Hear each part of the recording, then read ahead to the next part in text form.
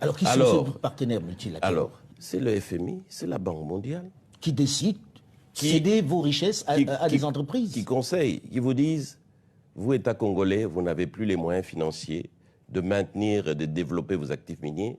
Nous vous conseillons, gentiment, oui, on sait comment on conseille. Voilà, de céder ça à des partenaires techniques et financiers internationaux qui sont spécialisés et qui ont les moyens, et ils vont développer ça à votre place. C'est l'erreur fatale qu'on a faite, qu'on ne devrait jamais faire dans nos pays africains. Donc aujourd'hui, à qui appartiennent ces mines-là? Quelles sont ces entreprises qui détiennent finalement la plus importante richesse de ce pays? Quand on dit que la RDC a exporté plus de 1 million de tonnes de cuivre et près de 100 000 tonnes de cobalt, c'est 5 ou 6 entreprises étrangères dans lesquelles, malheureusement, l'entreprise de l'État Gécamine n'est qu'un actionnaire minoritaire qui n'a quasiment rien à dire. Ah bon? Et donc, aujourd'hui, qu'est-ce qui se passe?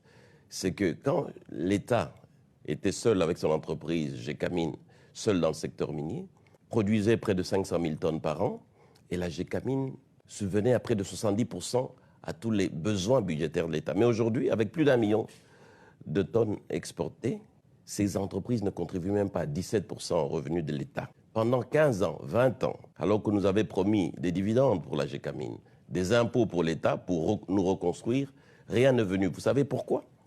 Parce que ces entreprises, elles ont pris nos gisements, elles sont allées les donner en garantie à des banques étrangères et elles ont emprunté. Au lieu d'amener des capitaux qu'on nous avait promis, c'est des prêts qu'on nous a amenés à des taux qui dépassaient 10% alors que nous savons qu'ils les avaient à 2 ou 3%. Donc les entreprises à qui on a donné les concessions sont allées gager les mines du Congo auprès des banques. Et ont emprunté alors qu'elles devaient amener des capitaux. Elles ont amené plutôt des prêts. Des prêts à des taux d'intérêt. L'État ne peut rien contre ça. Qui sont ces entreprises? C'est TFM, c'est KCC, c'est Roachi, c'est Sicomine.